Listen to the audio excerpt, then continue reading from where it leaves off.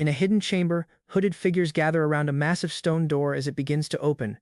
A cloaked leader orders the enchantment recited, grinning with anticipation as the summoning ritual starts. Weeks later in Japan, a boy named Kuro wakes up groggy on his way to school, complaining about a strange headache that hit him out of nowhere. Walking toward the school gate, he crosses paths with a classmate, Shirohashi, who greets him nervously despite his intimidating appearance.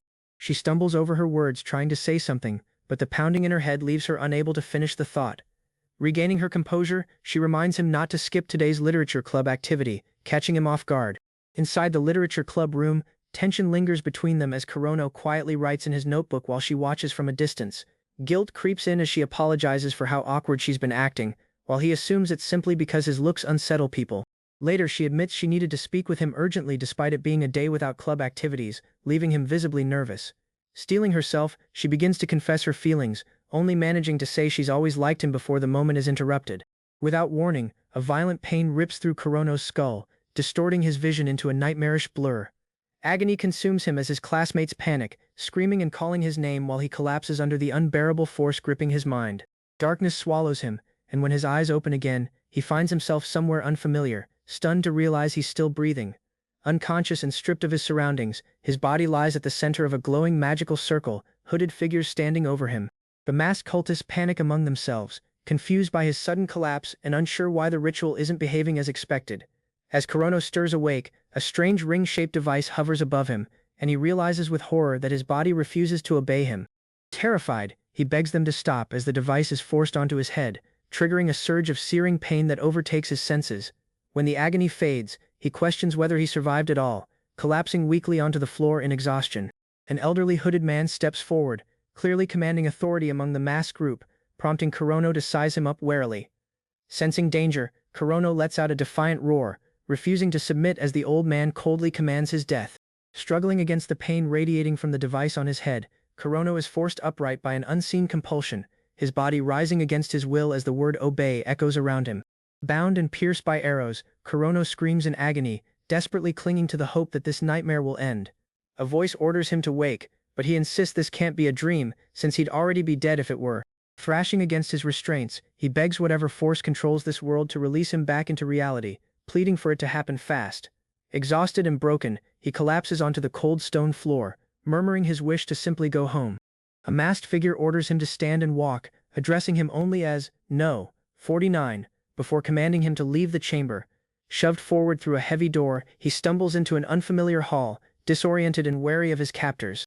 Bracing for more torture, he instead finds himself facing a hollow suit of armor, questioning whether it's some kind of automaton.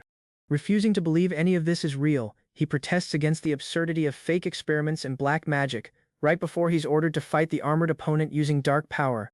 The armored knight charges without warning, slamming a fist into him and sending shards of stone crashing through the chamber. Reeling from the blow, he braces for pain, but realizes with shock that his body barely registers any damage at all.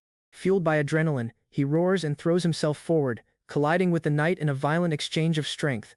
The knight refuses to fall despite the beating, forcing him to grit his teeth and press the assault further. Fists and armor collide in a chaotic clash, sparks and dust scattering as neither side backs down. The knight taunts that more punishment is needed to finish him off, while Kuro clicks his tongue in frustration. Roaring with everything he has left, he slams another devastating blow into the knight's frame. The armor finally shatters apart, and he stares at his own hands in disbelief, stunned that he actually pulled it off. Standing over the wreckage, he shouts in triumph, declaring victory over his fallen opponent. Catching his breath, he wonders aloud what that strange dark power surging through him actually was. Memories flash back to the chilling command that had been given to him, to use black magic against every enemy in his path. Before he can process it, a wall of armored knights marches into view, and he curses under his breath, realizing this fight is far from over. Facing down a chimera-like beast, Kuro admits it was kill or die, that he never truly had a choice, even as part of him considered death might have been easier than what came after.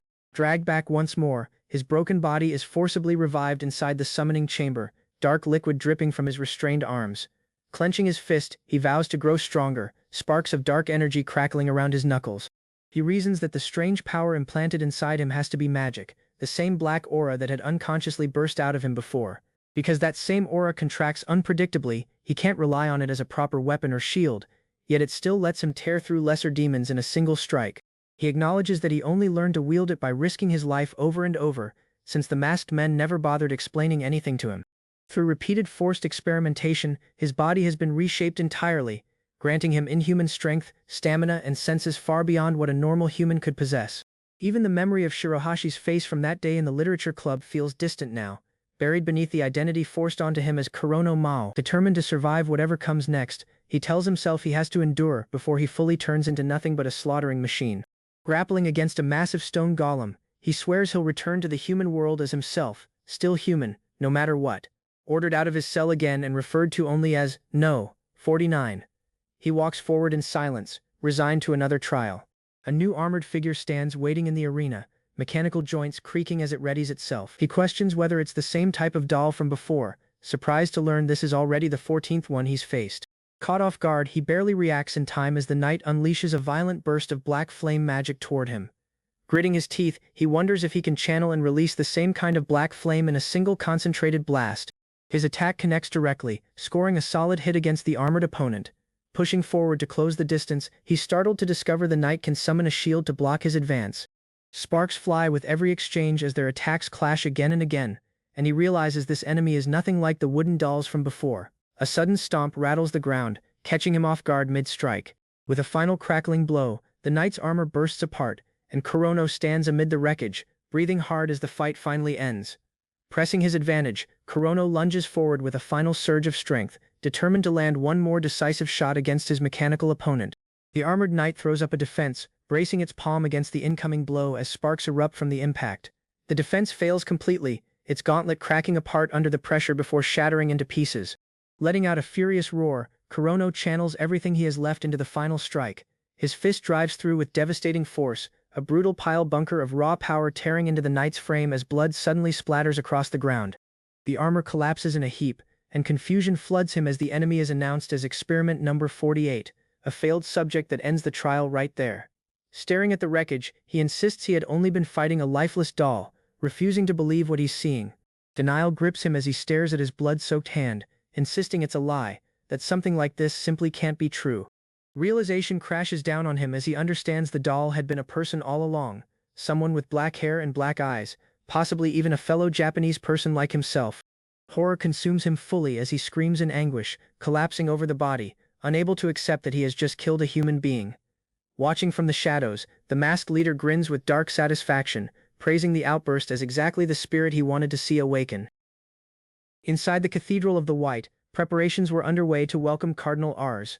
Footsteps echoed through the halls as clergy scrambled, one of them asking where the bishop had gone. Serial stood quietly in the corridor before being summoned by Cardinal Rs. Their reunion carried no warmth, only a cold, dismissive greeting. Rs reviewed a report inside a long chamber, praising the results of experiment number 49. He declared that the Heaven's Army project was progressing exactly as planned, with intentions to expand the process further. He added that today would mark number 49's final baptism, expecting the finished product to be ready for display at the Holy City within half a year. Serial listened in silence. A voice suddenly called out to Serial, asking what was wrong. Before anyone could react, the room shook violently. Serial urged everyone to take cover as the tremors intensified. Rs braced himself, his expression darkening with unease. Cracks tore through the walls as the shaking grew worse. Rs demanded to know what was happening. Both he and Serial turned toward a set of doors, bracing against the chaos surrounding them.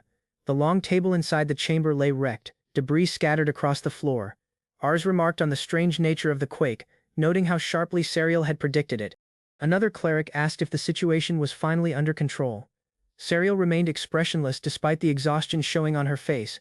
She asked flatly whether everyone had made it through unharmed. A flustered attendant hesitated before delivering the news. Serial ordered an immediate evacuation and instructed others to check for casualties. Rs questioned whether another quake had struck, visibly rattled by the destruction around him. A masked figure rushed in with alarming news. No. 49 had escaped during the baptism ceremony, right as the quake struck.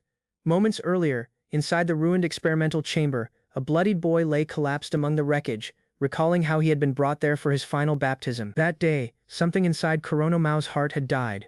He remembered killing countless experimental subjects afterward, feeling nothing, as though he had become nothing more than a doll. Gripping his head, he cursed under his breath, desperate to block out the memories flooding back to him. A strange ring of light appeared before him.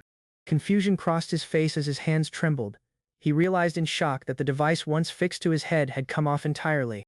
With the device gone from his head, he vowed to end it all, while nearby a hand reached toward a broken ring, wondering if something had gone wrong during the experiment. A cross-shaped nail dug into his fist as he laughed under his breath, driving his bloodied hand forward with brutal force. Standing amid the wreckage, he screamed that he was finally free, his voice raw with madness and relief. A masked guard spotted him and called out his tag number, only to be struck down where he stood. He lashed out again, warning that no one had the right to call him by a number anymore. Battered and snarling, he declared his true name for the first time, Kuro no maou.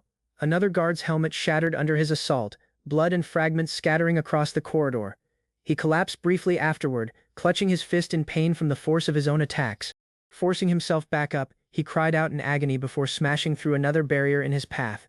Standing over a fallen pursuer, he muttered a bitter thanks for their unwitting help before limping onward, leaving a trail of blood behind him. A stunned soldier recognized him as Num. 49. While elsewhere, a priest ordered his men to check whether Division 12 remained secure.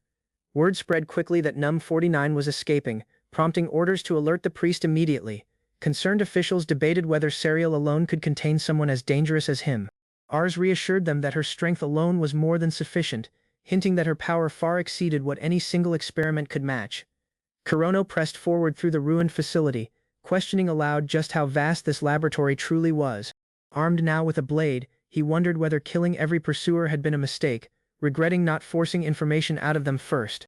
He admitted he had grown numb to killing, believing it justified against men who had turned him into a weapon, all while marveling at the advanced black magic capable of creating a hidden dimension within the shadows. Footsteps echoed as Serial appeared calmly before him, her presence radiating quiet authority. He demanded to know who she was, spotting the cross emblem she bore. She answered simply, introducing herself as the seventh apostle, Serial. She stated flatly that she couldn't let him pass, while he weighed his next move, recognizing her as an enemy. Still, he asked if she might tell him the way out, revealing his name as Kuro no maou. Even with no exit in sight, he refused to kill a girl who had done nothing to earn his hatred. He decided to force his way past her instead, charging forward as Serial stood motionless in the doorway ahead. He struck her down, only to freeze in confusion when she rose again without a scratch. A stone marker appeared out of nowhere, and he realized in shock how much magic power she had already gathered. She warned him that this was where his escape would end, her body glowing with radiating energy that left him stunned. He understood he had no choice but to fight back seriously, knowing hesitation now would cost him his life. Her fist collided with his in an explosive clash she called anti-material, sending him reeling from the impact. He reasoned that she couldn't attack and defend simultaneously, convinced she had to have some hidden weakness, and prepared a killing blow he hadn't yet used at full strength. She caught his attack bare-handed and crushed it instantly, remarking with interest on his idea of using high-speed rotation to boost the force behind it. Overwhelmed by her strength, he admitted she was a monster, and focused everything on finding a way to escape. Black flame erupted from his body as he broke free and bolted down the corridor. Desperate, he told himself he just needed somewhere to run and hide, pushing deeper into the maze of halls. He found what looked like the perfect spot, driving his fist into the ground to trigger something. Serial arrived moments later, watching as a hidden passage opened beneath the floor. She concluded that he had escaped through the underground waterway below. Quietly she muttered that he had gotten lucky this time. Having survived the plunge, he dragged himself onto the riverbank, coughing and gasping, relieved to still be alive. Wincing in pain, he worked to seal his wounds using black magic, forcing it to harden over the injury. After resting, he found himself staring at an unfamiliar port town, certain now that he wasn't in Japan anymore, and recalling with unease his encounter with Serial, hoping never to face her again. Wary of being noticed by locals, he spotted cross symbols scattered across the city, and realized with dread that he had wandered straight into enemy territory. Wary of drawing attention, he hesitated near a massive vessel, realizing its warship design meant nearby smaller boats likely carried supplies instead. Deciding he had nothing to lose, he pushed through the tall grass at dusk, admitting he knew nothing about this land, and couldn't outrun their reach on foot alone. Hidden aboard the ship, he watched as sailors prepared for departure, learning their course was set for the Pandora continent. Exhausted, he allowed himself to relax slightly, reasoning that hiding inside their own warship was the last place they'd think to look, his only goal being distance from this country. Buried among crates, he wondered bitterly what would become of him, having endured torture, killing, and now blind infiltration toward an unknown destination. The ship cut through the waves, sailing away from the port city under a darkening sky.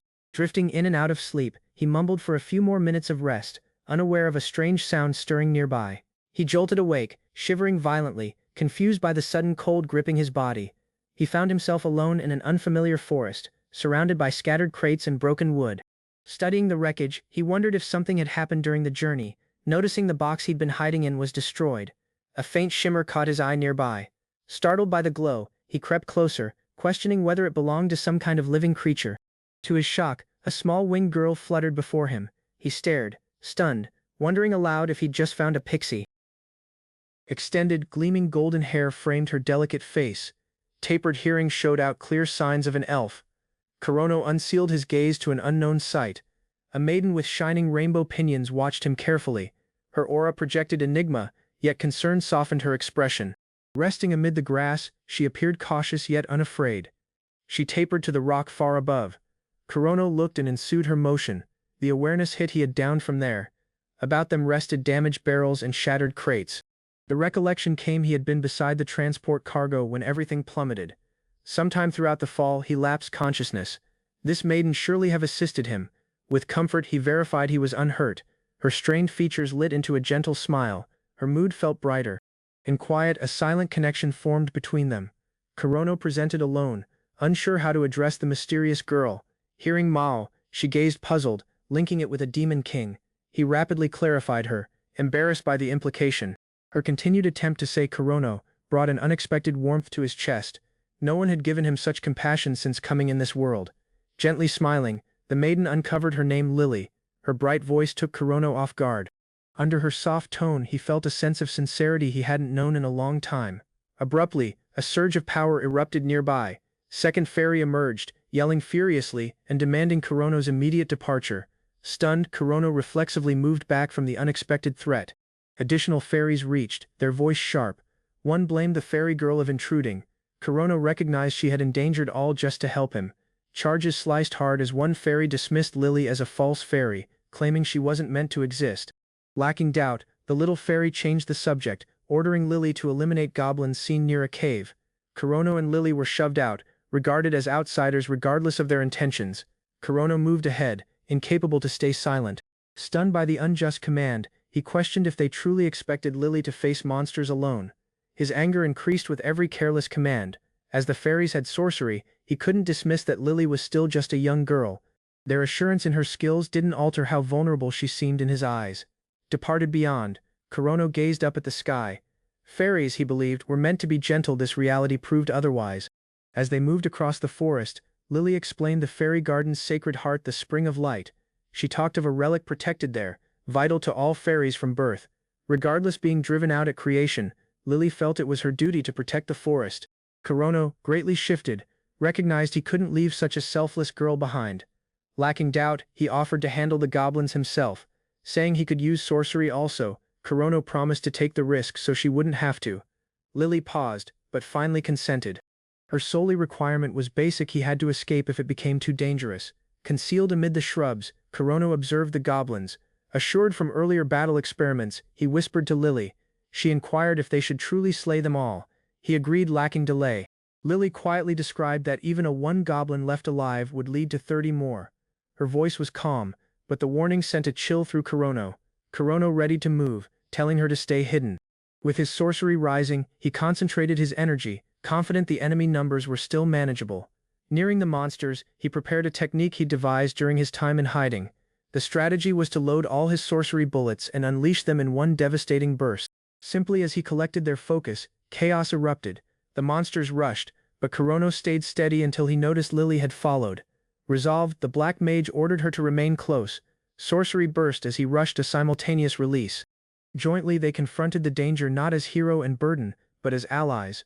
Kurono called a storm of darkened blades, each infused with dark magic and controlled remotely. Lacking caution, the blades flew forward, piercing through the creatures with precision. Kurono remained concentrated, viewing the results of his ability with calm detachment, blood splattering across the ground. More monsters rushed recklessly, but the automatic blades intercepted them mid-attack, every blow connected with deadly accuracy. Kurono moved his position briefly, guiding the floating weapons without lifting a finger. From the back, a bigger goblin moved into view, exuding a darker aura. Kurono tightened his gaze, noticing the presence of black magic. A wordless caution raced through his thoughts. The beast clutched a tainted weapon, its rage boiling over. The black mage braced alone. This opponent was distinct additional unstable, far more dangerous than the rest. A goblin rushed directly, wielding its massive blade, but Kurono reacted instantly with a mental command. One of the hovering blades hit the beast mid-air. Second opponent prepared its weapon, forcing Kurono to close the distance on foot. Limbs tightened, and gaze narrowed. He launched forward, determined to intercept before the creature could strike first. His speed eased for a moment as realization struck. This goblin felt no pain. Even with injuries, it pushed ahead relentlessly, ignoring its injuries like a mindless machine. Kurono countered with raw power, slamming his fist into the goblin's arm. With exact moment he ensued up, severing the limb cleanly to disarm the cursed weapon from its owner. Remaining above the downed opponent, he confirmed his suspicion. Defeating the bearer ended the curse, rendering the dangerous blade powerless. Regardless Lily's caution, Kurono neared the cursed weapon without hesitation. His hold firmed about the hilt, unfazed. As shortly as his palm created contact, waves of hatred and emotion surged from the blade. Recollections returned, feelings both familiar and unnerving. The dark sorcery at its center was unmistakable. Kurono served his own strength into the blade, initiating a process he called blackening. Energy crackled violently as he forced his control onto the curse. Struggling versus the immense resistance, he managed to suppress the malice. Using the identical kind of black magic disrupted the curse's structure. With the blade now steady, he comforted Lily with a calm expression. She admired him, amazed but concerned. Kurono cautioned her not to copy his approach. It worked only due to his unique ability. Kurono remained alongside Lily, his eyes fixed on the ravine below. From the darkness of the rock faces, a horde of goblin-like creatures emerged, armed and ready. As worried the maiden offered her help, Kurono offered a short gesture, acknowledging her willingness. Lacking doubt, he prepared himself, understanding that their combined strength might be necessary to survive the clash ahead. Pair rushed ahead, cutting through the initial wave. As they moved, the complete scale of the enemy formation came into view. The field increased wild with every step, forcing Kurono to adjust quickly. Recollections of earlier battles resurfaced in his mind. Battles against far greater threats. Measured to those challenges, this opponent felt manageable. With a mighty slash, Kurono cut through multiple attackers. Gore splashed, but his attention never wavered. Kurono's sword cut across the last enemy, blood spraying across the ground. Bodies rested at his boots, motionless. He clutched his blade firmly, its surface now stained and dripping with gore. As additional foes charged in, he noticed something strange. The blade of his sword blunted mid-strike. Puzzled, Kurono examined it, and recognized the weapon pulsed faintly, as though feeding on blood. Abrupt arcane burst lit the air. Lily rose above, her form surrounded by a glowing aura. A magic ring created above, gathering power rapidly as enemies closed in. A thunderous explosion broke the earth. Stones and monsters were hurled aside as Lily's magic beam struck the ground. Kurono remained in wonder, silent at her destructive force. With corpses scattered about him, Kurono resumed fighting. His sword struck second attacker mid-air, stopping the strike cold.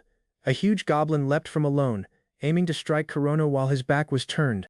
The strike not connected. Its comrade had already collapsed, face mangled from a brutal blow.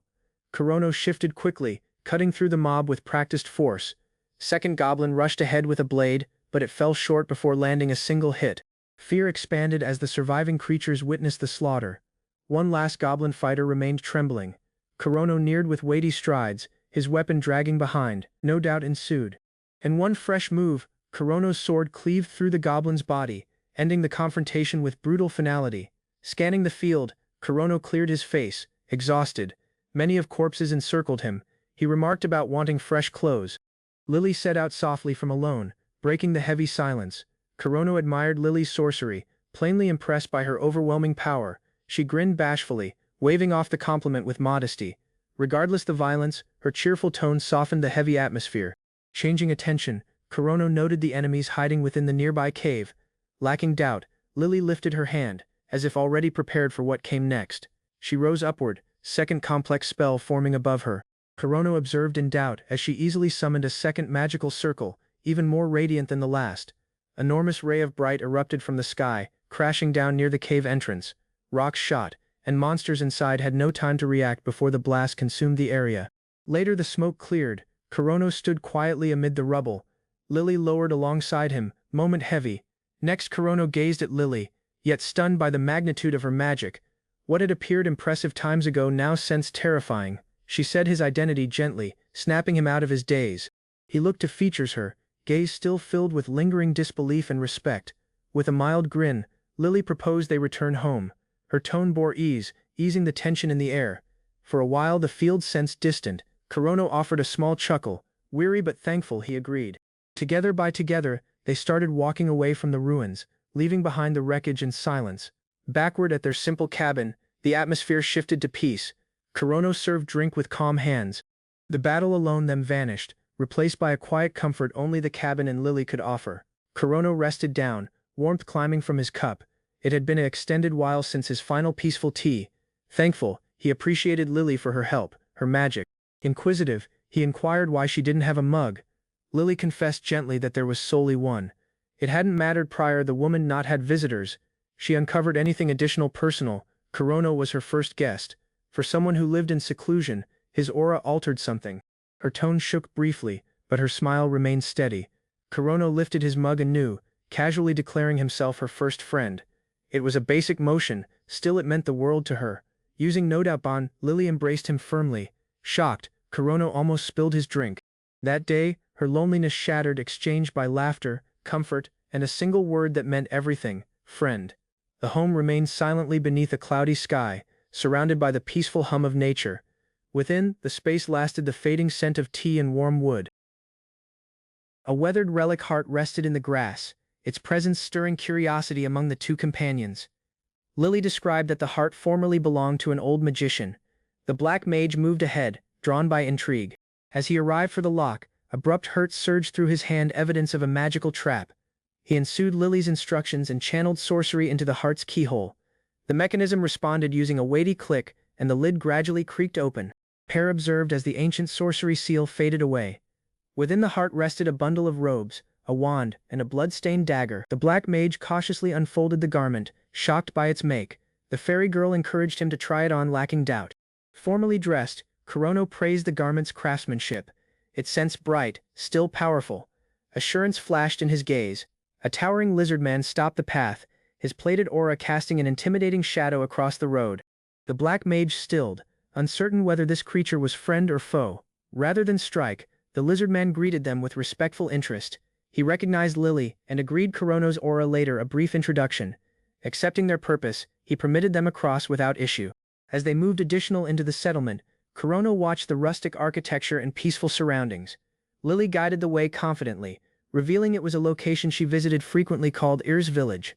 Kurono's first reaction to a close goblin was panic, mistaking it for a threat. Though, he rapidly recognized his error. Locals welcomed the fairy girl warmly, calling her by identity and requesting medicine. Kurono stayed puzzled, shocked by how greatly respect she commanded despite her childlike form. A silent back remained nestled among trees, marking the beginning of Kurono's next chapter. He was now a wanderer with no nation, no endpoint. The settlement chief, an elderly elf, greeted him with kindness. Regardless his youth and unfamiliarity, she reassured him that human males were agreed there. Kurono politely appreciated the chief, noticing the gesture as sincere. Lily observed silently, her look softening. As uncertain, Kurono confessed he couldn't rely on her hospitality forever.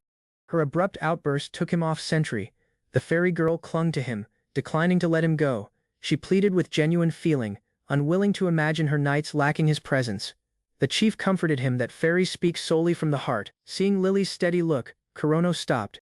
The weight of her emotions arrived him, abandoning him speechless and quietly moved. Kurono paused, uncertain if his aura would inconvenience her. Still Lily rapidly comforted him, expressing her desire to stay together without hesitation. Their shared emotions returned openly. The black mage embraced Lily, declaring his wish to remain by her together. The after day, they visited a tall structure recognized as the local adventurers' guild. Kurono, led by the chief's advice, was resolved to seek out work and earn his place. Within, fighters lounged about with a casual air. Kurono watched the laid-back mood, noting the variety of races and appearances collected at the tables and near the board.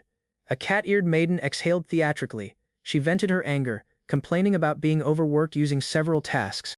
Her irritation suggested at the association's wild but lively routine, which Kurono was about to join. Stepping ahead cautiously, Kurono neared the receptionist with a polite greeting. His aura startled her inside attentions. Later regaining composure, the warcat maiden readied for her role. Her cat allies copied her motions, climbing the counter with synchronized enthusiasm.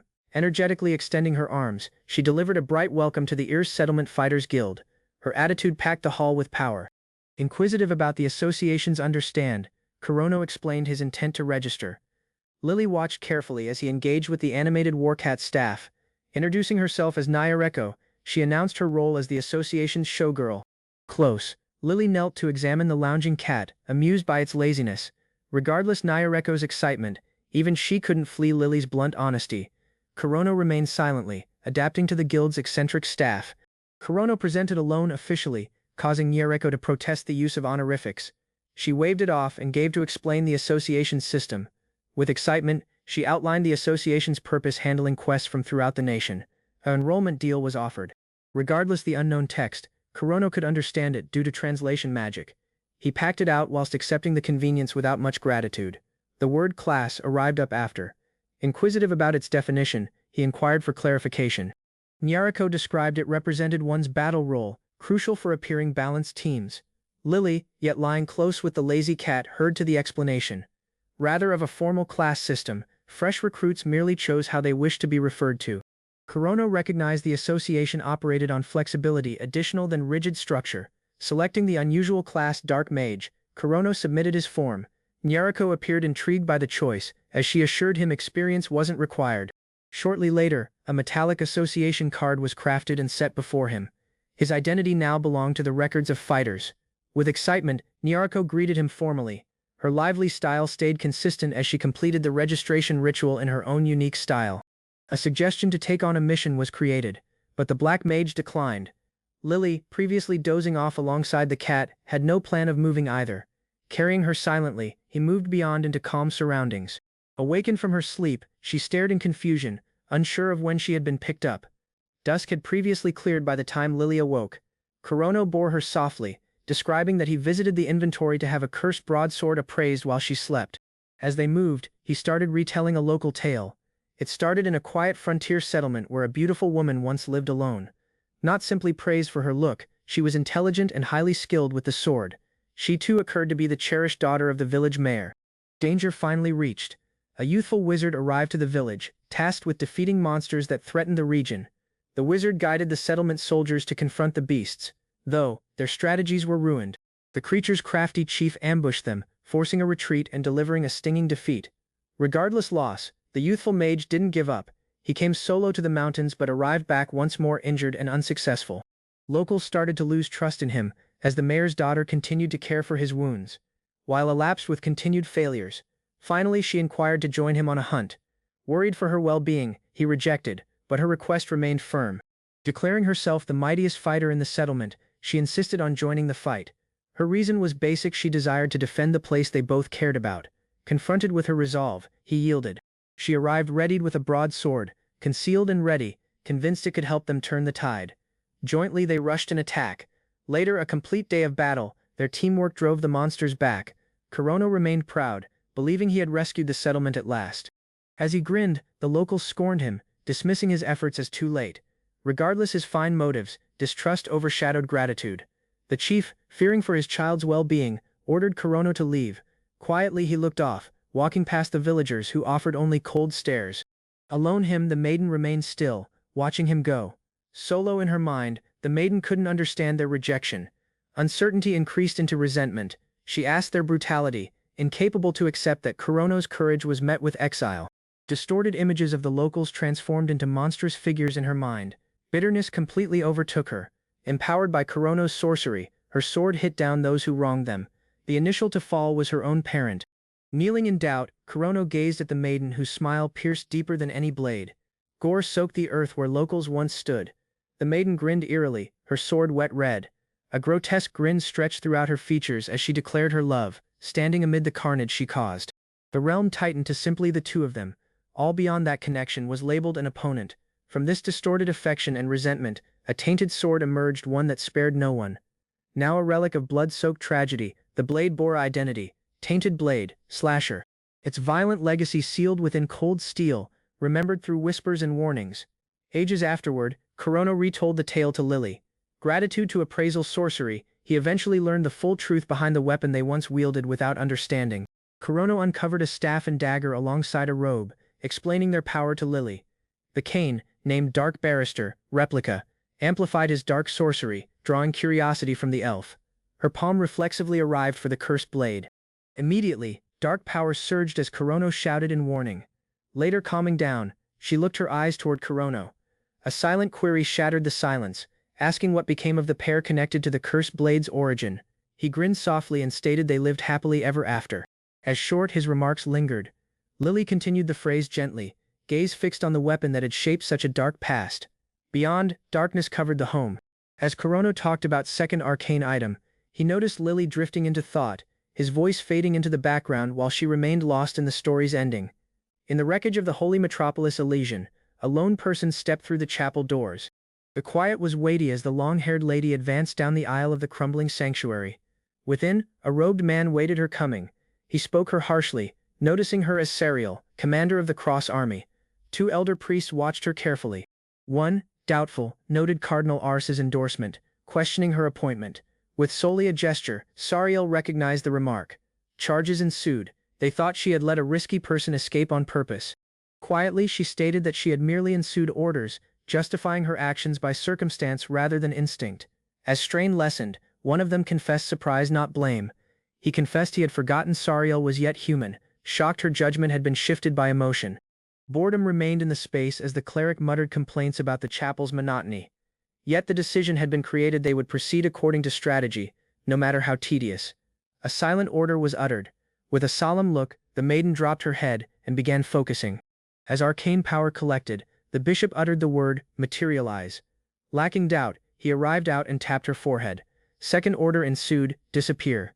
The act was deliberate, calculated, yet layered with something colder beneath the surface. Strength rushed about her as the restriction shattered, smoke dispersed in every path, her hair raised, and her gaze sharpened with purpose, no further dulled by suppression. The cleric gazed above, bold. The marked glass ceiling observed quietly above as he mocked his own fate. Sariel remained quietly as the elder uncovered her liberation. Regardless being freed from command, she displayed no hostility, only resolve. Resolve packed her tone as she accepted the mission. Lacking doubt, she vowed to succeed in the invasion, placing complete trust in the oracle's will. Her strides resounded in the sanctuary while thoughts drifted to Kurono.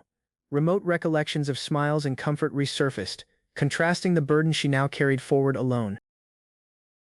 A thunderous roar resounded as the enormous mammoth-like creature appeared from the woods, towering and wild. Warriors instantly created a loose perimeter, positioning themselves with trained urgency to face the threat head-on. Noticing the creature, one of the fighters recognized it as a giant tortoise. Lacking doubt, the group charged forward, weapons drawn, their formation shifting swiftly to initiate pursuit. Kurono, remaining off from the ahead lines, received instructions to stay put. He recognized them quietly, accepting his support role as a porter among experienced fighters. As the team rushed their strike from different angles, Kurono sat calmly in the grass. Regardless the turmoil close, he showed no intention of joining. Viewing the harsh battle unfold, he questioned if 4 warriors were enough to handle the rampaging beast. Nights afterward, Kurono remembered the encounter. Existence at the association had become routine, as certain eyes, like Lily's, never stopped watching him with suspicion or curiosity. Kurono stopped mid-meal, took off sentry by the armored cat-eared warrior's intense stare and pointed question. The fighter leaned in, accusing him of getting also close to Nyoreko, stirring a clash Kurono hadn't expected. Strain intensified rapidly as the accusation turned into a rant. The fighter insisted Kurono flirted constantly using the receptionist, as Kurono genuinely couldn't recall any such behavior. He attempted to explain alone, saying he merely helped the girl when she nearly tripped. His remarks did none to relax suspicion. The fighter grabbed his clothing, yelling louder, convinced Kurono had impure motives. Prior things could worsen additional. Another guild member intervened. With a swift pull the fighter was held, silencing his yells. Afterward that day, quieter times returned. A team presented themselves officially. A 10, a serpent, offered a palm in greeting. Kurono agreed politely, thankful for a altar of pace and hopeful this new encounter would prove less chaotic. Greetings persisted as a 10 described the rest of the group. The lizard man was Clador, and the little harpy boy traveled by the identity Harry. Whilst Kurono concentrated on his meal, the conversation moved to group identity. They said themselves the Urs Bladers, a group from Urs settlement. Nino, yet resentful, was unwillingly introduced as the team's war cat. A 10 clarified the circumstances they required someone to transport supplies for their upcoming mission. As Kurono persisted dining, the subject veered to the mission's objective. He was shocked when his steak looked out to be a sample from the creature they were hunting, flesh from the giant monster, Dortus. The team described the details. Dortus flesh, fur and fangs earned high prices, though moving it was hard. 10 noted clients who employed dimensional sorcery for storage, sparking Kurono's curiosity. The role of carrier, he now recognized, lasted more importance than he initially thought. Regardless, being informed he couldn't participate in battle, Kurono accepted the offer. He voiced interest in serving with different adventurers, and his agreement instantly sealed the contract. When inquired about Lily's absence, he described her current task preparing a potion, said the fairy miracle drug. The group was shocked, having assumed she not left his side. Entertained by the teasing, the team confronted Nino about his emotions for Niariko. Denials arrived swift, but his reaction uncovered more than words. An enormous creature roared across the battlefield, its legs absorbing each blow without faltering. Troops attempted slashing at its limbs, but the creature remained its ground, undeterred by pain or force. Overhead the fray, a winged fighter swooped down at far speed, striking with twin blades. Regardless the accuracy and speed of the assault, the beast's hide withstood the impact. A combined blow ensued. Fighters neared from several sides, trying for weak points. The creature reeled briefly from a well-placed thrust, but it didn't fall. Rather, it emitted a blinding presence, causing everyone back with overwhelming force. In the result, one fighter noticed a fallen comrade lying motionless nearby. Fear stood in his tone as he called out. Ainen readied her sorcery tool with a concentrated glare while Kurono rushed forward through the chaos. Close by, Nino panicked as the giant creature neared, realizing their circumstances had turned critical. Power rushed from Edeni's blade as she launched her spell with full force. A projectile of arcane strength shot ahead, intended to destroy the enemy with overwhelming precision. To her surprise, the strike missed to hit its mark. The Dortus roared unhurt, its dense skin deflecting the blast. Doubt expanded throughout her face as she realized the spell missed its vital point. A colossal creature stormed the field, readily withstanding attacks aimed at its legs. Kurono and his partners battled backward with urgency, but their strikes barely slowed the creature. From overhead, a winged warrior shifted into position. With rapid swings of twin swords, he hit at the beast's head. Kurono rushed anew beside his companions, aiming for an exposed spot. One hit real, forcing the beast to falter momentarily. In reply, a surge of strength exploded outward, knocking everyone off balance and widening the gap between them. As the smoke cleared, Kurono spotted a downed ally near the monster's path. His look moved from attention to alarm. Calling out with haste, he prepared alone. The creature, yet upright and advancing, displayed no signs of retreat. The enormous Dortus fallen, gore pouring from its skull. Quiet ensued as Kurono dropped his hand, still pointing from the final spell. As he rubbed his head in awkwardness, Kurono said awkwardly for stealing the last hit. The group collected about the fallen beast while Harry descended quietly from above. Lacking caution, Aten rushed herself at him, wrapping tightly around his body. Kurono fought beneath her hold, overwhelmed by the sudden display of relief and emotion, while the others watched in disbelief. Beneath the glow of the complete moon, Kurono moved home alone. 5 nights had elapsed since he departed. The task had finished, but exhaustion now weighed on him additional than any enemy. Reaching the entrance, he considered on the odd journey. Being off out of Lily had departed him oddly empty. Aten's steady focus didn't aid either. Regardless her attempts to express gratitude, his solely wish was to go home quickly. Later returning from the mission, Kurono moved into the cabin, ready to relax. Prior he could speak, someone yelled his identity with urgency. A person leapt into his sight, catching him completely off sentry. Remaining prior him was a striking woman with wings, smiling warmly. Her tone welcomed him warmly, but her appearance didn't match what he remembered. Uncertainty struck as he attempted to make sense of the situation. Anything about her appeared known, yet too different. The features looked Lily's, but doubt clouded his recognition. An uncertain query left his lips. When inquired if she was Lily, the fairy answered with assurance, confirming her identity. Surprise intensified as he fought to process the transformation. Another looks didn't aid much. Her form had altered drastically, drawing Kurono's focus and discomfort. She scolded him for not noticing her, as he insisted the issue wasn't her identity, but the drastic alter in appearance. Moonlight driven its glow throughout the home. Out of her seat by the window, Lily described it a fairy legend tied to the complete moon. Whilst pacing throughout the hall, Lily clarified that her usual form was only temporary. She could solely go to her real body during full moon nights, when her power stabilized. Offering regret for startling him, a gesture verified her reason. She described how separation out of the source of bright reverted her inside a smaller, childlike version. Kurono gazed on, yet shocked by the drastic change, even if she retained her personality and abilities.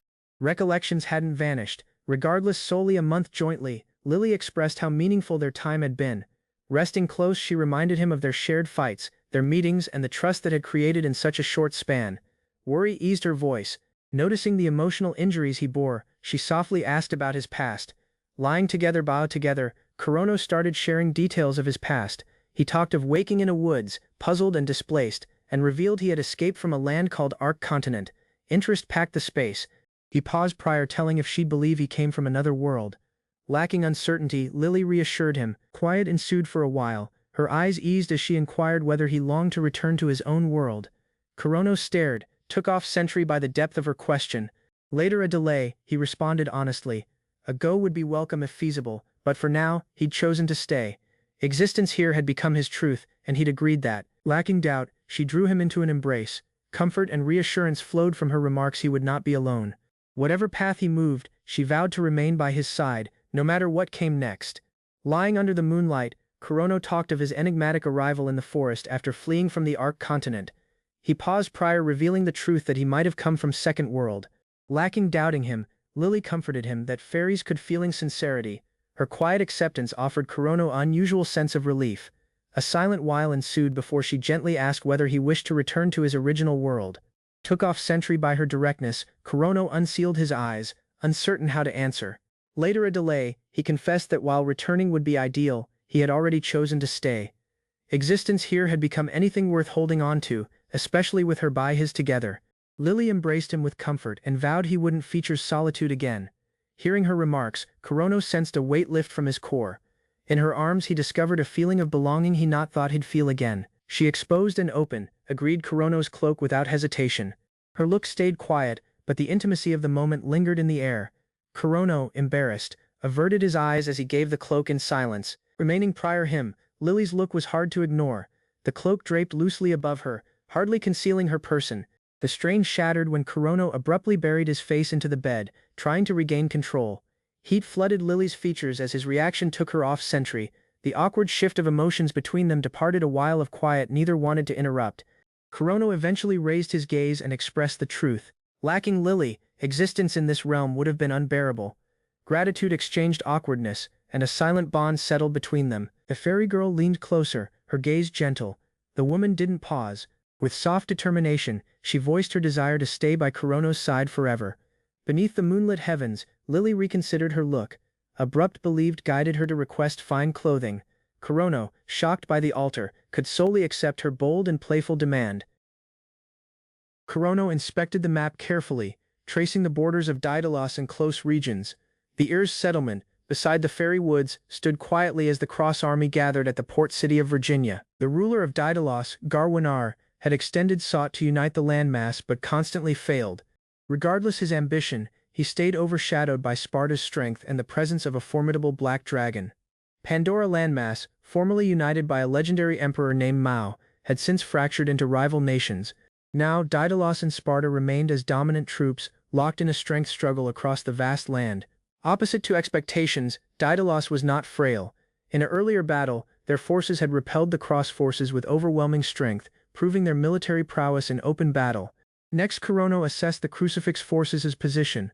The map uncovered vulnerabilities. Daedalus's city was well defended, and opponent command could fall quickly if targeted first. Frost covered the ridge of Gordolan, the natural barrier between Virginia and Daedalus's capital. Harsh weather in July created travel treacherous and eased any military approach through the region. Lacking caution, dragons surged through the clouds, casting massive shadows across the land. Banners waved as plated troops assembled, their ranks tight beneath the roar of wings above. Serial remained quietly at the forefront, her extended hair flowing behind her robe. With a firm hold on her workers, she confronted the sky, her Pegasus unmoving by her side. Throughout the open plains, a horrific winged creature guided a swarm toward the city. Serial lasted her earth as the dark dragon's silhouette grew larger with every beat of its wings. At final, the dark worm revealed itself, its scales jagged, its eyes burning with intensity. Strength projected from its aura, marking the beginning of a battle that would reshape the continent's fate. Sariel glared at the horrific opponent forward. The Wyrm's eye throbbed with rage as it denounced the human's presence, accusing them of trespassing upon sacred lands. Prior the troops could respond, the Wyrm unleashed its wrath. Sariel leapt ahead, her position steady, while the beast roared, preparing to obliterate everything with its breath. With frightening power, a concentrated ray surged from the dragon's mouth. The heavens snapped beneath its energy, and the front line panicked as destruction raced toward them. A blonde-haired fighter set upon divine protection. Serial invoked Bright-Winged God's barrier simply in time, conjuring a massive barrier of glowing wings across the battlefield. Pinions of bright enveloped the soldiers. The barrier absorbed the explosion's complete force, scattering energy into the air. Out of alone the shielder, Serial mounted her Pegasus, preparing for counterattack. The field shook as steel clashed and troops roared. Swords flashed across haze and cries of war. Kurono observed the turmoil unfold, the space thick with death and resolve. Overhead the blood-soaked land, a winged creature roared, shaking the heavens itself. Mounted upon his flying steed, Kurono confronted the horrific creature head-on, gaze steady and unyielding. The worm's jaws unsealed wide, spewing blinding bright. Lacking doubt, Kurono rushed forward, spear aimed at its heart. His mount rushed above, pinions cutting through the storm as their power collided. Haze cleared to reveal Kurono locked in battle with the wounded creature. Limbs tightened, he hit with precision, ignoring the creature's deafening roar as blood splattered across his armor. Making upon broke earth, he steadied his breath. Power rushed under his feet, awakening deadly speed Sonic Walker as the battle's next phase began. Kurono staggered rearward from the power of the worm's tail, sliding across the cracked earth before regaining his stance. Smoke swirled about him as he braced his breath, eyes sharp with unwavering focus. He dropped his blade, sorcery circles flaring beneath his feet in radiant light. Power collected at the spear's tip, humming with held fury as ancient symbols spun faster around him. In a one move, the man released it. The spear tore across the space, shining fiercely as it cut a path toward the dragon's chest. The collision hit real, scales broke, and the creature howled in hurt, thrashing fiercely as dark blood rained upon the battlefield. Kurono's look stayed chilly, unshaken by the chaos. Beaten still defiant, the worm stood again, wings beating against the storm. Kurono moved lacking doubt, preparing his final attack to end the monstrous foe. Kurono confronted the towering worm head-on, his look unwavering. The beast's scaled form glowed in the dim light, every movement radiating danger. Lacking caution, the worm swung its massive claw, releasing a wave of force that split the air. Kurono responded immediately, changing his stance and raising his weapon. The collision gave a surprise through his arms, but he refused to yield. A surge of strength burst as the next strike followed. Smoke and debris dispersed whilst Kurono was thrown back, yet his gaze never faltered. He adjusted his breath, homing every move of the enemy's wings and tail. Far overhead, the worm spread its wings, proclaiming dominance over the skies. Kurono braced alone aloft, his magic flaring softly as he prepared his counterattack. Making steadily, he lifted his spear once more. The worm's gaze tightened, recognizing the defiance that refused to bow even before overwhelming strength. Kurono remained quietly, the wind whipping across his hair. His look was firm as he announced his identity: Sariel, the seventh apostle. The field shook beneath the weight of his presence, a clear sign of power unmatched by any ordinary warrior. Throughout the plains, horrific giants clashed with human troops, arms broke, screams resounded, and chaos consumed the land.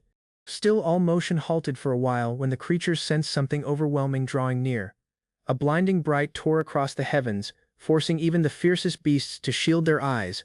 The space vibrated with pressure as an otherworldly power lowered from above, signaling the arrival of something beyond mortal comprehension.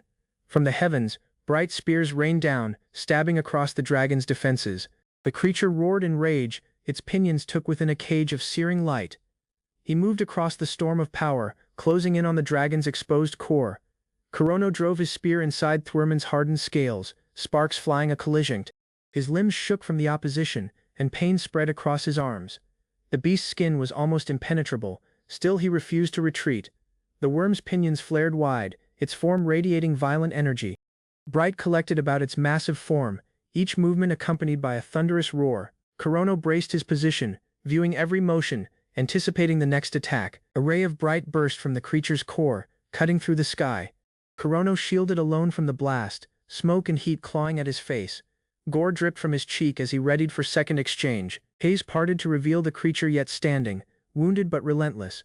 Kurono exhaled gradually, gaze set on its glowing chest. The momentary quiet between them bore the weight of countless fights. Pair warriors called their surviving strength. Sorcery circles lit under Kurono's feet, while the dragon gathered destructive energy. The last battle was unavoidable. The worm unleashed a concentrated ray of destruction, ripping across the clouds and shaking the air itself. Kurono prepared versus the shockwave, his form illuminated by the bright of pure annihilation. Sorcery collected about his body as he countered with full force.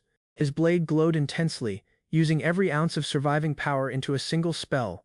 The earth beneath snapped, unable to withstand the pressure. Hair strikes clashed mid-air, creating an explosion that swallowed the sky. The worm's roars mixed with the hum of volatile power, neither side giving an inch. He shoved ahead, stabbing through the storm of energy. The worm faltered, its mighty form beginning to fall under the overwhelming counterforce. For a short while, pair warriors recognized each other's strength. Summoning the final of his power, Kurono lifted his weapon and released his final spell Brionac. The explosion tore across the field, marking the end of their fierce struggle. The field dropped wordless as the soldiers and monsters alike turned their eyes to the sky. A blinding bright punctured across the clouds, radiating an overwhelming pressure that froze every movement. From overhead, an enormous shadow lowered with unstoppable force. The collision broke the earth, sending waves of dust and debris outward. The blast sound resounded for miles, silencing the turmoil of battle. When the smoke cleared, Kurono remained atop the fallen dragon. His spear stayed embedded hard inside the creature's body, the weapon's glow fading as the beast's life drained away. Raising his blade far, Kurono confronted the storming sky. The wind tore across his clothing, but his position never wavered. The once feared worm ruler now rested motionless beneath his feet. Throughout the field, troops and creatures alike stood in disbelief. The mighty ruler of the skies had downed, and the identity Sariel expanded through the ranks as the mark of a victor. The field quieted as Sariel remained amid the fallen. Gore marked her features, and soldiers clashed in the distance. Dragons fell from the heavens, their roars fading into quiet. Lowering her eyes, she sensed the remnants of strength within her. Recollections of humanity slipped off, exchanged by something deeper. Awareness hit she no further belonged among mortals. Nights afterward, the once raging battle ended. The crucifix forces, guided by Sariel, marched through the gates of Daedalus. Win was hers, still her look remained distant and unreadable. A fairy-like maiden appeared, her golden hair flowing as she moved forward in a simple yet elegant black dress.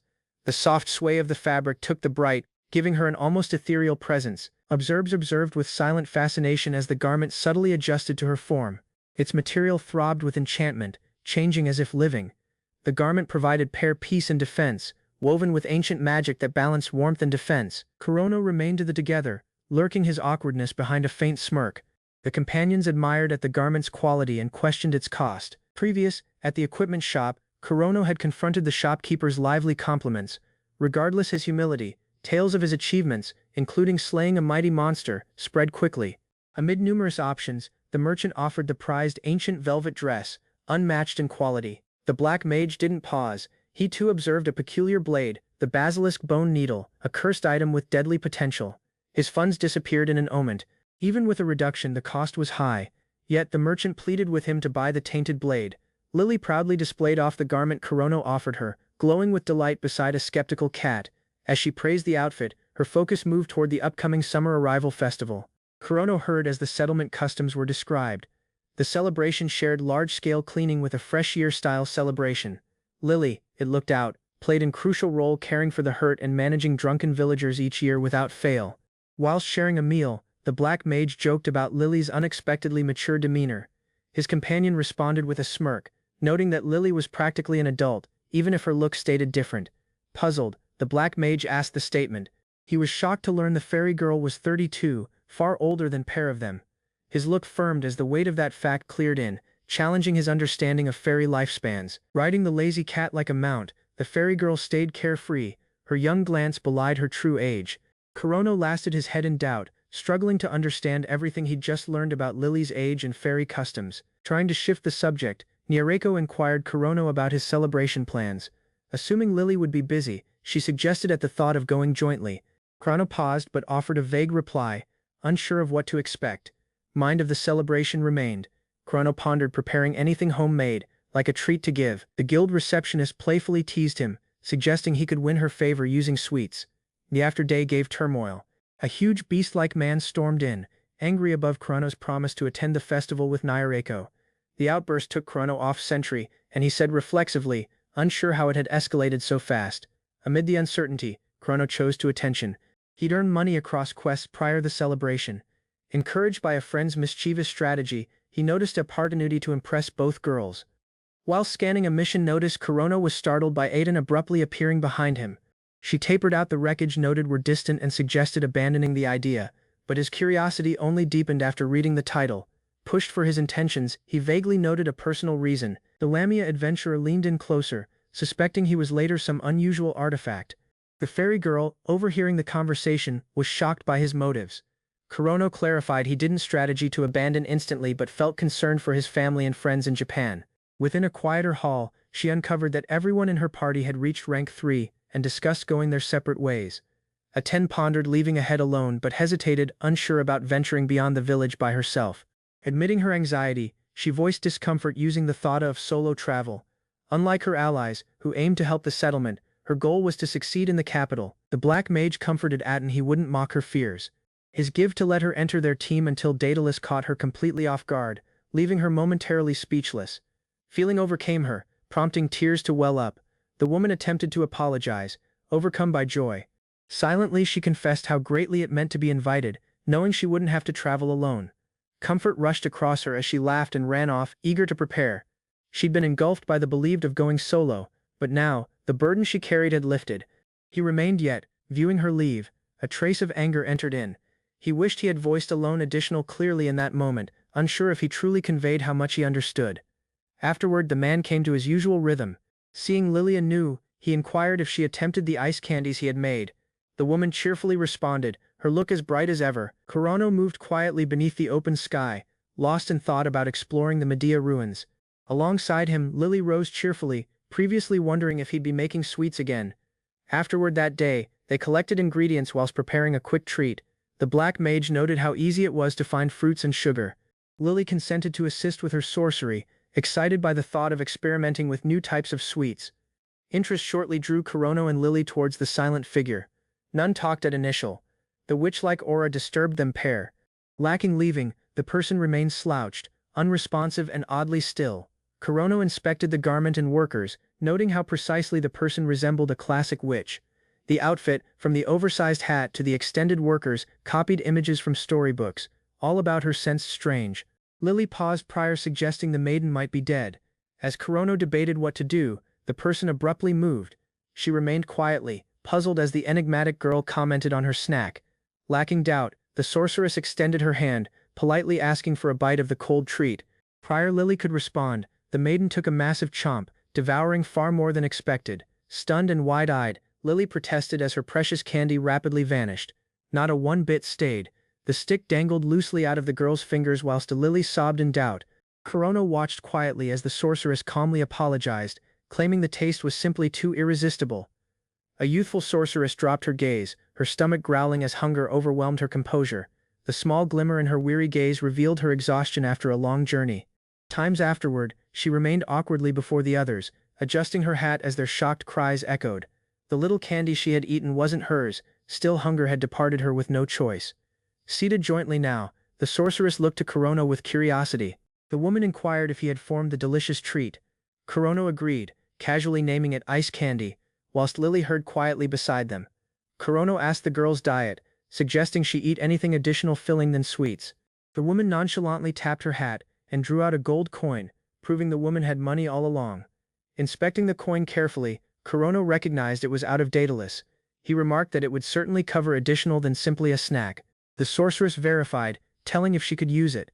Disregarding his previous advice about dining proper meals, the girl stated she wanted as many ice candies as the coin could buy. Kurono gazed in doubt, struggling to reason using her. All the ice sweets were finished, completely bought out. The sorceress, unmoved, inquired if they were tourists. The Black Mage face-palmed in anger, feeling the growing communication distance between them. Greetings eventually ensued. Kurono recognized alone as an fighter from Ir's village. The fairy girl added her identity as the candy's original wielder. The sorceress, now satisfied, voiced thanks for the sweet. The sorceress offered an association card, casually revealing her name Fiona Soleil. Kurono inspected it with doubt, quietly noting her noble-sounding surname and wondering if she belonged to a troublesome family. As he watched her additional carefully, Kurono noticed Fiona's refined appearance and high-quality robes. She didn't seem like a rough fighter. Her interest and social obliviousness contrasted deeply with the typical guild type. The young witch, sensing his stare, inquired him to stop. The woman claimed not to have any treats, and added that even if she did, she wouldn't give them. The black mage exhaled, calling her a glutton. She described her plan to head for Spada to find labor as an adventurer. Kurono, worried, advised her to enroll at the nearby guild before heading out. Her strategy, though, appeared already decided. Prior parting, Kurono tapered towards the road leading to Ir's village, confirming the direction. He inquired if she would genuinely be fine traveling solo. Kurono cautioned Fiona not to fall anew, reminding her of her adventurer background. She responded seriously, saying that endless fullness would be the ultimate bliss. With a resolved glance, Fiona looked to leave. She vowed to repay the black mage's compassion someday. From the ridge she waved backward and said him ice kandegai, her farewell as odd as their meeting. Afterward, Kurono came to the association. His appeal to investigate the Medea wreckage was approved lacking delay. The task was now formal. The man appreciated the receptionist Nyarko, prior preparing to depart. Prior abandoning, Kurono was reminded by a friend to go before the upcoming festival. He recognized the appeal with a half-hearted promise, next stepped out, ready to begin his quest. Beyond, Kurono raced into a known group. They were shocked to notice him taking on a mission as well. Their surprising reunion suggested that the trip ahead might not be a solo one after all. As the team readied for exit, Kurono confirmed to one of the women that he was indeed heading to the Medea ruins. He confessed he sensed an odd sense of optimism about what he'd find there. The woman grinned warmly, saying she'd wait for his go. Meanwhile, the beastmen close flared with what he said chief's intuition. Charges shot as the beastmen pushed Kurono about his relationship with the woman named Aten.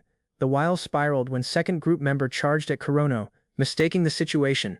Using a dramatic pose, the beastmen inquired the black mage to take care of Aten. Took off sentry, Kurono consented half-heartedly, all while muttering that he now felt like punching the guy in the face. Uncertainty expanded to the others of the group. Queries about relationships returned, prompting panic and flustered denials. Kurono attempted to chuckle it off, but couldn't flee the awkward atmosphere as they finally set off. His allies remained at the gate, calling out with hopeful smiles and waving fingers as they bid him farewell. Every parting news bore weight, echoing their trust in his return. With a cheerful voice, Kurono responded cheerfully, next turned and exited through the village gate. His strides lasted purpose as he placed his sights on Daedalus. Beyond the hills, the towering city of Daedalus arrived into sight. Its far faces and harsh spires cut into the sky, a city cloaked in stillness beneath turbulent clouds. On the fortress ramparts, a lone lady remained gazing into the distance. Wind swept her hair as wordless worry packed her eyes. A silent settlement nestled beside the capital Daedalus became the backdrop of an unexpected incident. Later departing from Ir's settlement, Kurono and Lily discovered themselves drawn into an unforeseen disruption near the city. Upon reaching the site, Kurono was stunned to learn that the main road forward was blocked. In search of replies, the duo confronted a sentry stationed nearby. The trooper could not provide any useful details, solely directing them to the nearby guild. Meanwhile, a towering leader uncovered that sealing the city had been his own decision, made a full month earlier. Within the association, Kurono and Lily struck a woman who offered cryptic guidance. Strain increased heavier as they were given a glowing artifact, which reacted intensely to Kurono's presence, pulsing ominously beneath his clothing. The enigmatic identity, Fight of Gordelin, surfaced, deepening Kurono's confusion. He had not caught of such a conflict prior. The Black Mage and Lily reviewed the circumstances. If Daedalus had secured win, news would have expanded quickly. Still, not even Ir's settlement caught of the battle, using the fairy girl's mind-reading confirming the information. Resolved to uncover the truth, Kurono chose to bypass the stopped route. A straight method was no further viable. They would take an alternate, influence the city, and verify the situation firsthand. Later a extended trip, they arrived near the towering outer walls of Daedalus.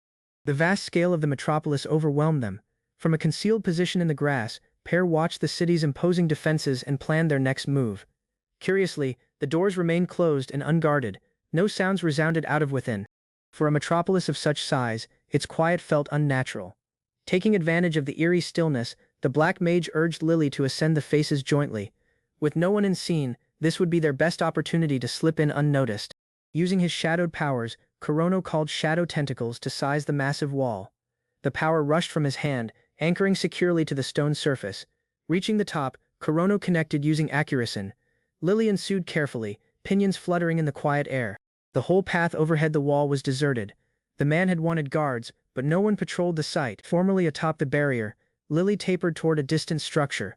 A huge fortress stood from the city center, faintly illuminated against the night sky. Lights flickered inside, confirming existence yet existed in Daedalus despite the eerie silence. As Kurono inspected the fortress, his gaze narrowed. Anything on top of the form took his attention. Next it grew plain. A banner waved at the top, bearing the symbol of a cross. The Black Mage's look hardened. The scene verified his worst doubt: the Cross Army had seized control of the capital. He tightened his hand in anger, rage boiling over. The Crucifix forces had captured the capital, and their reach extended far beyond. Fear entered in as he asked whether any place remained untouched by their power. Terror mixed using uncertainty. The belief of abandoning all weighed deeply. If even the Worm Ruler's forces had fallen, how could he possibly resist? Escaping sense futile, still battle alone seemed suicidal. The Black Mage's mind spiraled using uncertainty. Prior despair could consume him, the fairy girl set out. Her tone grounded him, slicing across the storm in his head. She remained firm alongside him, her determination unwavering. The Black Mage looked to features her. A resolved glint packed Lily's gaze. The strain lessened. The Black Mage dropped his head, ashamed of his outburst. He silently appreciated Lily, her help reminding him he wasn't alone.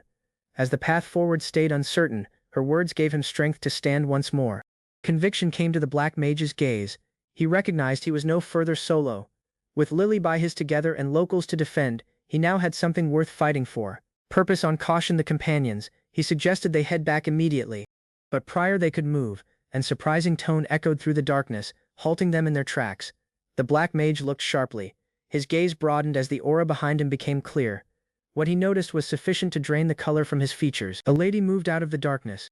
Her extended bright hair flowed alone her, and her white uniform gleamed in the dim light.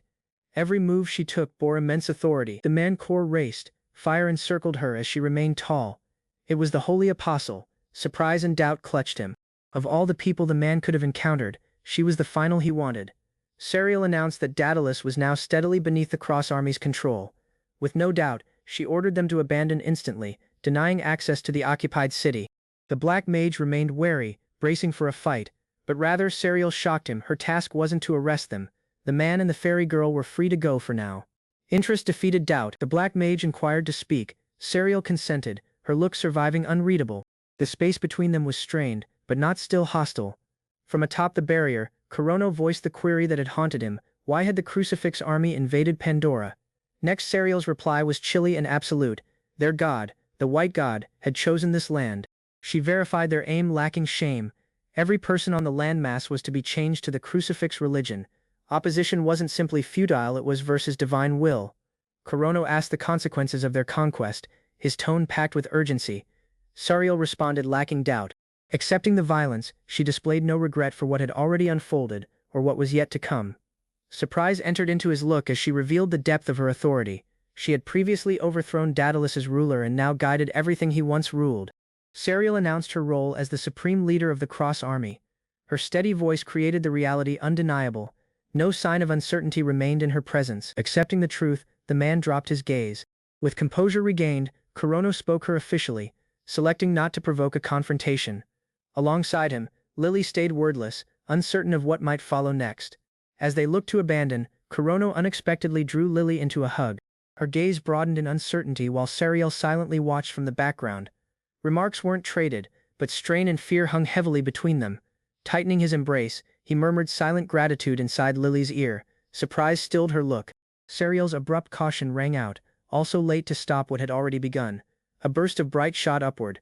Kurono rushed alone off, leaving Lily behind in disbelief. Her cry resounded as he disappeared into the far, propelled by magic too swift to intercept. Backward on the tower, Serial remained yet. Uncertainty briefly flashed throughout her features before she sensed the shift in energy. Sorcery collected about Kurono's outstretched hand, orbs spinning in violent formation. Speed grew fast, his magic intensified using burning purpose. Remarks weren't required, actions created his decision clear. Releasing all, he directed a group of darkness ahead. Collision ensued immediately. The explosion ripped across stone, shaking the space with violent force. Smoke and power engulfed everything as the magic exploded outward in overwhelming fury.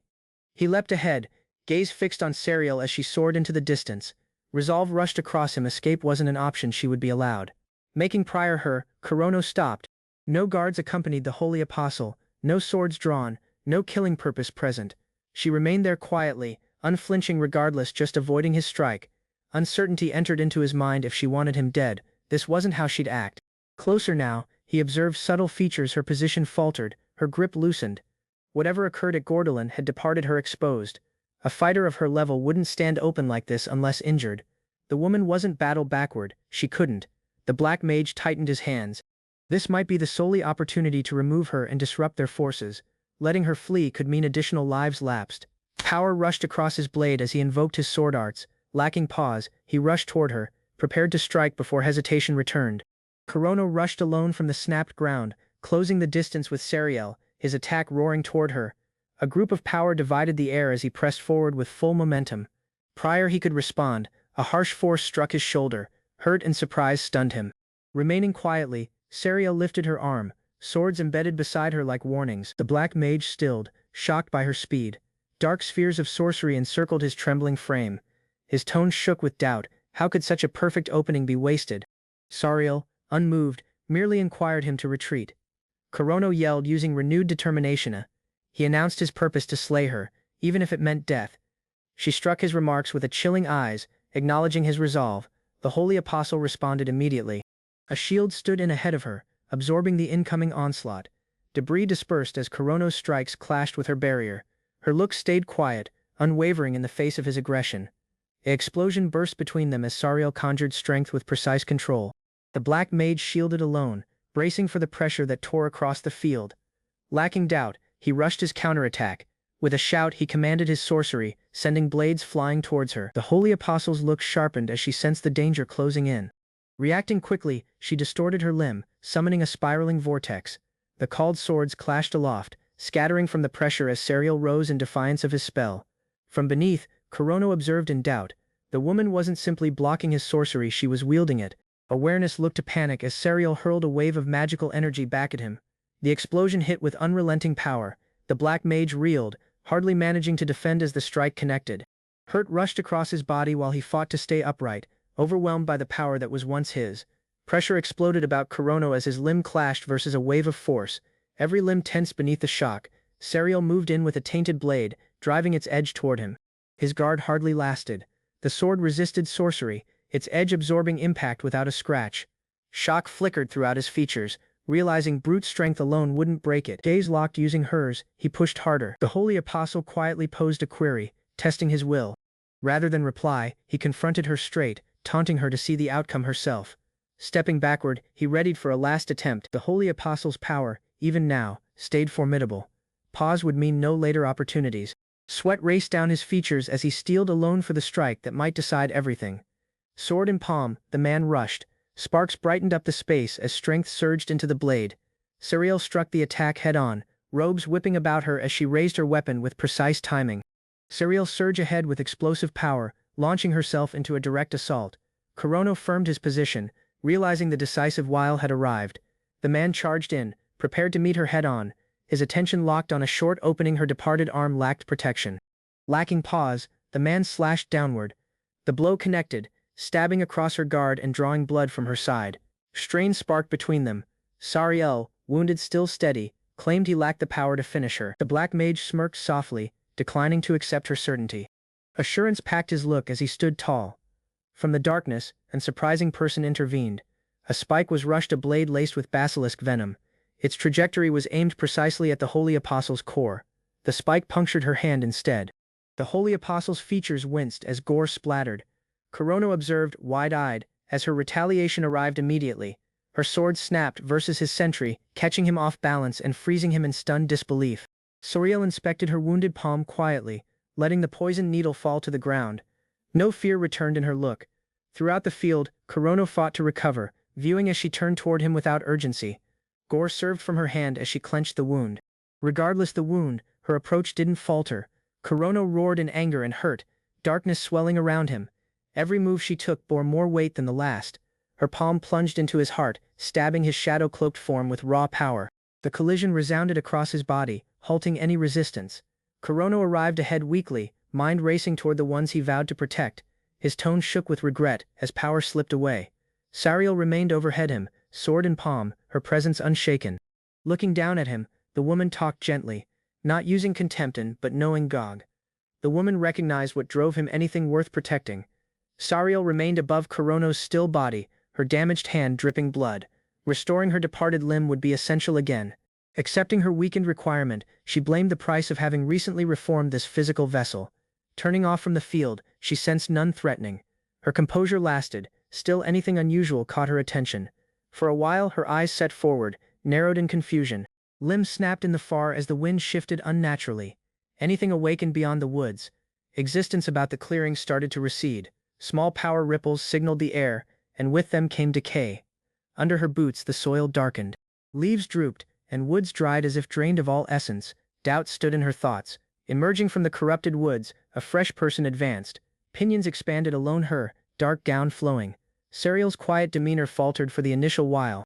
She gazed in wordless surprise, confronted by something unexpected and powerful. Shadowed winds howled across the lifeless woods as a glowing figure emerged beyond the dead trees. The eerie quiet covered the sight, disturbed only by the faint pulse of power radiating from the mysterious winged girl. Stepping barefoot throughout the dry ground, the maiden's presence caused the very ground to shiver. Sariel observed intently, noticing the forbidden power. It grew plain, the maiden had stolen the forest vitality through a forbidden art known as life drain. Bathed in ominous bright, Lily moved with firm determination. Her pinions waved, still her gaze remained cold. The holy apostle stiffened in surprise. Awareness flashed in her gaze as recollections of their last encounter surfaced. Closer now, Lily's quiet tone sliced through the tension. The holy apostle lifted her palm, urging caution. Her tone shook briefly as she asked, not out of fear but confusion, "Who are you?" Her eyes remained fixed on the girl who should not have returned. Lily's composure broke as rage overcame her. Her cry thundered throughout the clearing, causing Serial into a defensive stance. Reacting quickly, Serial lifted her blade and struck. Her sword cut across the incoming energy, narrowly deflecting it. As the smoke cleared, Lily spotted Kurono lying unconscious on the earth. Her look distorted in fear as she rushed toward him. Sariel, recovering from the collision, watched the sight with narrowed eyes, already preparing for the next move. Reaching the black mage initial, Lily cradled him softly. Comfort washed above her features as she confirmed he had only fainted. Sariel, now remaining close, regarded her cautiously and made a calm deduction. This was the same girl Kurono had recently released. Sariel's eyes looked harsh, her tone bore in blade as she warned Lily not to address Kurono so casually. As the fight had stopped, tension between them remained heavy, with unspoken questions lingering in the silence. Sariel gave a requirement she would not pursue if Lily departed peacefully with Kurono. Still Lily's hold on his cloak firmed. Lacking doubt, she responded harshly. If that was the choice, next the holy apostle had to die. Lacking caution, bright spheres formed around Lily's glowing wings. Power throbbed outward as the spheres accelerated, each one targeting her enemy with lethal precision. The field brightened up as the projectiles screamed across the air. Sariel rapidly recognized the risk. These weren't normal strikes, they were homing bullets. Evading grew a frantic dance. The holy apostle shifted between the shining trails, parrying where she could. One blow connected, and gore dripped from her tightened fist, yet she remained standing, refusing to yield. Abruptly, two of the spheres divided apart, changing course mid-air. Times afterward, the earth erupted in violent explosions. Haze billowed as Sariel appeared from the smoke, her expression unwavering.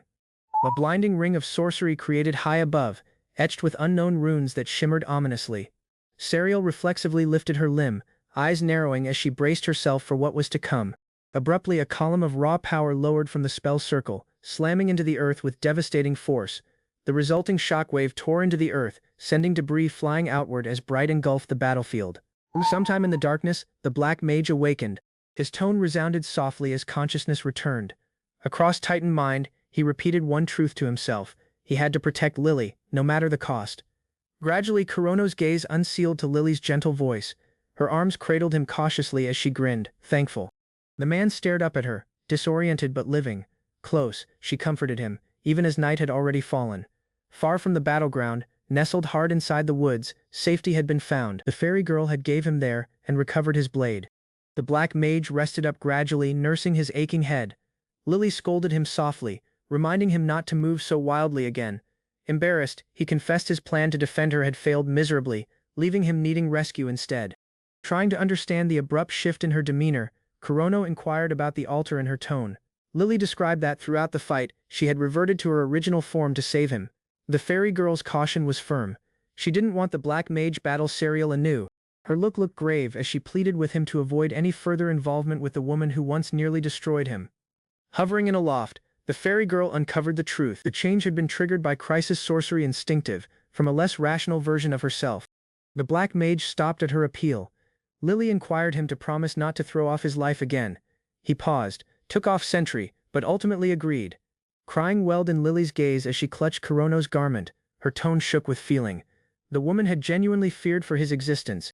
Kurono, shifted by her remarks, remained frozen, unable to immediately respond. Ending the quiet, he said quietly. Holding her softly, he vowed not to move so recklessly again.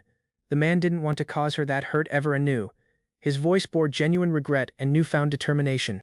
As the darkness intensified, they looked their thoughts toward duty.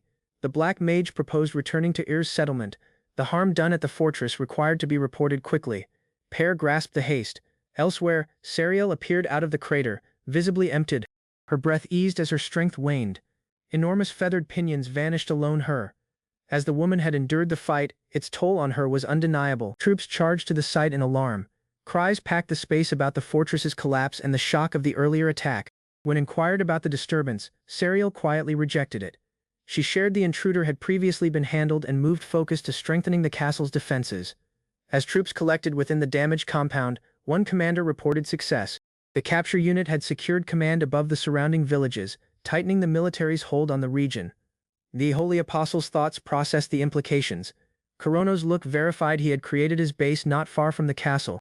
If the capture power shifted as ordered, they could crucifix paths with him again, an outcome she couldn't ignore. Yet facing the field, Sariel issued one last command before stepping away.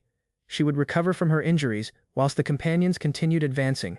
Silently she confessed it was a comfort that someone like Lily stood between Kurono and the army's reach. While elapsed. A few nights afterward, the woods stirred with birds taking flight. Haze trailed overhead remote treetops, and the sky dimmed over a fortified settlement. Fear expanded across the village as fire engulfed the rooftops. Amid the turmoil, a fighter with beast-like hearing shouted commands, urging villagers to flee. Two plated troops neared with weapons drawn, their presence heavy with hostility. The fighter demanded replies, angry at the surprise attack. He yelled in fury, ordering to know how they had breached the continent undetected. Lacking a reply, one of the troops charged. The fighter struck the strike head-on, teeth clenched, blade raised. In a flash, the beastman's sword punctured the soldier's armor. Gore surged forth as one enemy fell, his sword clattering to the ground. With no delay, the defender moved towards the next threat, his stance still firm and focused. From a brief far, an ally called out to the fighter, referring to him as Claydor.